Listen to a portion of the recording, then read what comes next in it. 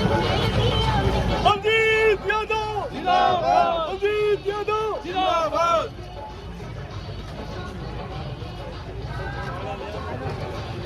छोड़ना जा रहे हैं। सबसे पहले तो इस पर देखिए, 4 साल से मैं सरकार से मांग करता आ रहा हूँ कि राजस्थान के बेरोजगारों के साथ बड़ा अन्याय हो रहा है। यहाँ के किसानों को उनकी फसल का दाम नहीं मिल रहा है, मजदूर को मजदूरी नहीं मिल रही है, भ्रष्टाचार चरम पर है। इसलिए मैंने सरकार से मांग की और 10.5 महीने सूर्य उदय से सूर्यास्त तक मैं दौड़ा।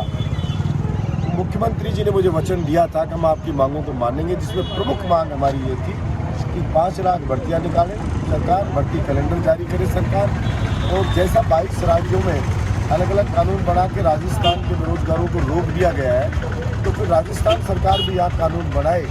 सरकारी भर्ती में 90 से 100% राजस्थान की युवाओं की भर्ती की जाएगी। प्राइवेट कंपनियों में स्थानीय जवानों को 75% प्राथमिकता दी जाएगी। और जो पेपर लुटेरे हैं, इनमें बड़ी मछलियाँ हैं, उनको सलाखों के पीछे सरकार डालेगी। किसान है, उसकी फसल को MSP पर खरीदेगी, किसान के खेत तक पानी पहुँचे, किसान को बिजली और खाद मिले। इन्हीं विभिन्न 18 सूत्री मांगों को लेकर के मैंने विधानसभा में संकल्प लिया कि मैं 200 विधानसभा के मुख्यालय पर जाकर दौड़ूंगा। उसका कारण ये रहा कि मुख्यमंत्री जी ने जो 10.5 महीने पहले मुझे वचन दिया था, एक कमेटी भी बनाई थी। अभी जवाब आया विधानसभा में, कभी रिपोर्ट नहीं आई है, तुरंत कुछ नहीं होने वाला है। तो जब मुख्यमंत्री वचन दे के मुकर जाए, क्योंकि मुझे तो तुरंत उस टाइम 10.5 महीने पहले वचन दिया था तुरंत ही कर देंगे हम, तो फिर मेरे पास और कोई विकल्प नहीं था। और इसीलिए मैं निकला हूँ। हम तो गांधी को मानने वाले लोग हैं, खुद को कष्ट देके अगले को एहसास कराते हैं कि अगला बहुत इनजस्टिस कर रहा है। मैं समझता हूँ मुख्यमंत्री जी को, सरकार को इस बात का एहसास होगा।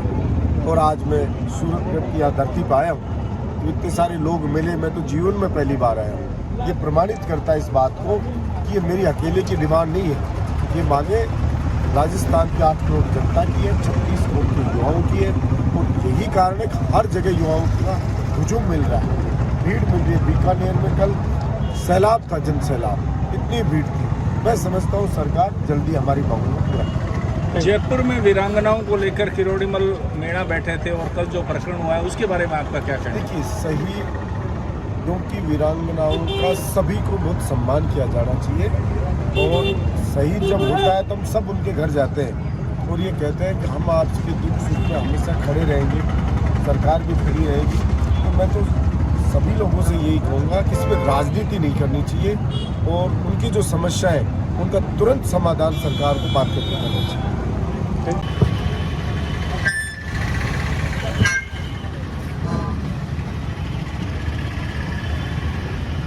सूरतगढ़ की धरती पर उपस्थित सभी सम्मानीय बुजुर्गों, युवा साथी, सबसे पहले तो अपनी 14 सूत्री मांगों के समर्थन में जो आपने अपना साथ दिया, अपना स्नेह और आशीर्वाद दिया, इसके लिए सभी सूरतगढ़ वासियों का तहे दिल से आपका आभार व्यक्त करता हूं, आपका शुक्रिया अदा करता हूं। पिछले 4 साल से राजस्थान की विधानसभा में बेरोजगार जवान, किसान, मजदूरों की मांगों को मैं रखता आ रहा हूं। कुछ मांगे पूरी हुई और बहुत सी मांगे नहीं हुई। आज के 10 महीने पहले जयपुर में जब सूर्य उदय से सूर्यास्त तक मैं दौड़ा, मुख्यमंत्री जी ने वचन दिया था कि आपकी मांगों को पूरा करेंगे। कमेटी भी बनाई थी, लेकिन अभी विधानसभा में जवाब आया कि कमेटी की रिपोर्ट नहीं आई है, इसलिए अभी कोई निर्णय नहीं हो सकता। मैंने सरकार को बताने का प्रयास किया कि 75 साल हो गए देश को आजाद हुए। किसान 75 साल पहले भी बेटी का ब्याह करता था तो कर्जा लेके करता था। आज भी किसान बेटी का ब्याह करता है तो उसको कर्जा लेना पड़ता है। गेहूं का भाव 65 से 67 के बीच में 70 रुपए 1 क्विंटल था, और डीजल का भाव 18 पैसे लीटर हुआ करता था। यानी 1 क्विंटल गेहूं बेच के आता था किसान और 200 लीटर डीजल लेके आता था। और आज हालात, डीजल की कीमत आसमान छू गई है और किसान को उसकी फसल का उचित दाम नहीं मिल रहा। उसका ट्रैक्टर डीजल से चलता है, ऐसे में वो कैसा गुजारा करे? तो 75 साल के बाद भी किसान की स्थिति सुदृढ़ होने की बजाय उसकी हालत और ज्यादा खराब होती जा रही। उसका बेटा बेरोजगार है, भर्तियां तो निकलती नहीं, निकलती है तो पेपर आउट हो जाता है। हमने सरकार से मांग की कि ये पेपर लुटेरे, ये एक आदमी का खून नहीं कर रहे। अरे एक खून करने वाले को फांसी की सजा मिलती है तो लाखों युवाओं के सपनों का खून करने वाले को एनकाउंटर से उड़ा देना चाहिए सरकार को।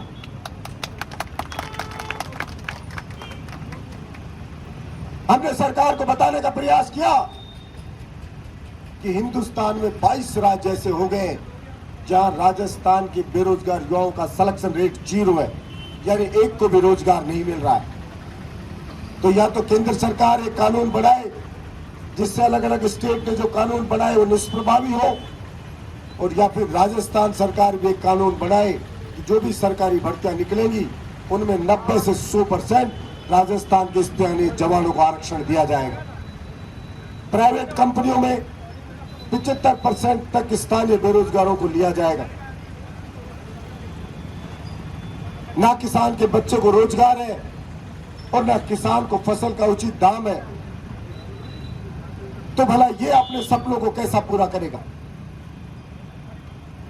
लेकिन अफसोस की बात, मुख्यमंत्री जी वचन देकर के मुकर गए, तो मेरे पास और कोई विकल्प नहीं था और इसीलिए मैंने विधानसभा में संकल्प लिया कि मैं 200 की 200 विधानसभा में काले कपड़े पहन के दौड़ूंगा और इस सरकार की आत्मा को झकझोरने का प्रयास करूंगा। हम गांधी को मानने वाले लोग हैं। गांधी जी ने भी कहा, खुद को कष्ट दो तो अगले को एहसास होगा कि वो कितनी गलती कर रहा है और कितना आप पे अन्याय कर रहा है। आशा रखते हैं गांधी की बात करने वाले लोग गांधी की भावनाओं को समझकर और आम जनता की भावनाओं को समझ करके और निर्णय करेंगे। इस बजट में एक भी भर्ती नहीं निकाली थी सरकार ने, लेकिन आप सब युवा लोग दौड़े सड़कों पे, सरकार के भी कान खड़े हुए और सरकार ने 1 लाख भर्तियों की घोषणा रिप्लाई में मुख्यमंत्री ने भी की है। मैं समझता हूं धीरे धीरे सब चीजों की समझ आएगी और हमारी मांगे पूरी होंगी। आप सब ने जो सहयोग किया उसके लिए बहुत बहुत आपको धन्यवाद। जय हिंद, जय राजस्थान।